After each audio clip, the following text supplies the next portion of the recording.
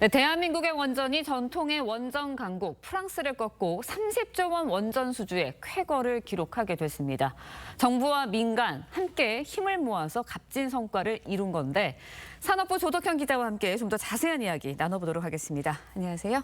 네, 유럽이라고 하면은 원전을 시작하는 강국들이 많은 곳입니다. 그런데 거기에서 프랑스를 꺾고 우리가 체코의 수주를 받게 됐습니다. 상당한 의미가 있을 것 같아요. 네, 유럽에는 전 세계에서 가장 먼저 상업 원전을 시작한 영국 등 원전 선진국이 많습니다. 원전의 본산이 곧 유럽인 셈인데요. 이 가운데 특히 프랑스는 우리가 가동 중인 원전 25기에 배가 넘는 56기를 가동하고 있는 원전 강국입니다.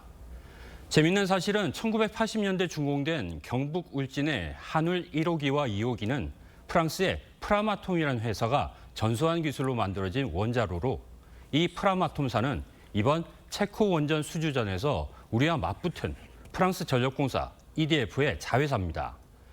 80년대 원전 후진국으로 프랑스의 기술을 받았어야만 했던 우리가 30여 년 만에 거꾸로 프랑스를 넘어서 원전을 유럽에 수출하게 된 겁니다. 네, 기술을 전수받았던 우리나라가 프랑스를 꺾었습니다. 그것만 해도 상당한 의미가 있는데 체코에서 이웃나라 프랑스가 아닌 우리나라의 손을 들어준 결정적인 이유는 뭐였나요?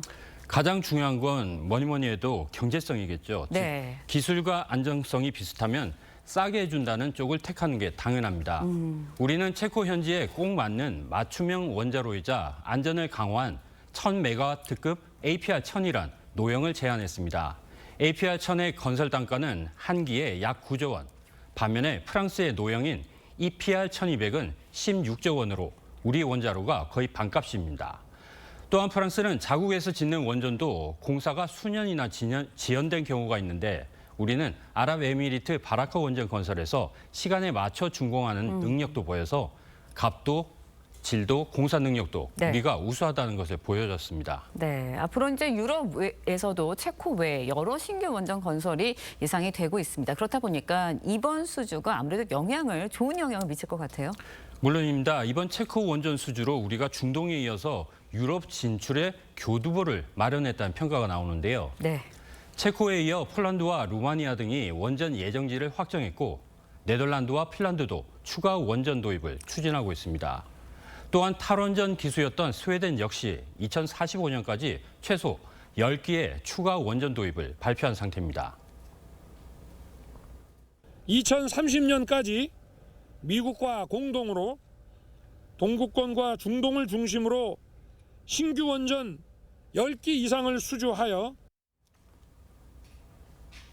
프랑스와 미국 등 원전 강대국들과 벌인 체코 원전 수주전에서 우리가 승리하면서 10기 수출 목표에 한 발 더 다가섰다는 평가가 나옵니다. 네, 국외에서 외화를 벌어온다는 자체 이것만으로 굉장히 좋은 이야기인데 근데 또 이제 국내 원전 산업 발전에도 좀 도움이 될 것 같아요. 네, 윤석열 대통령이 문재인 정부의 탈원전 정책의 폐기를 공식 선언한 뒤 국내 원전 생태계는 빠르게 회복되고 있습니다.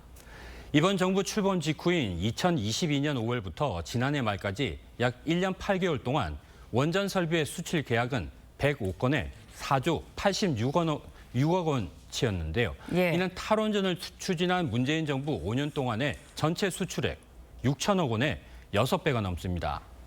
이번 체코 원전 수주전에서도 이렇게 살아나고 있는 우리 원전 관련 기업들이 설계와 시공, 핵 연료 등 각기 전문 분야를 맡아 원팀을 이뤘기에 체코 정부에 믿음을 줬을 것이란 분석입니다. 또 이번 체코 원전 수출 계약이 최종 확정되면 관련 국내 기업들의 동반 진출 기회가 늘면서 양질의 수출 일감이 들어오고 이에 따라 국내 원전 산업 전반에 고용 창출 등 경제적 파급 효과가 이어질 것이란 기대도 큽니다.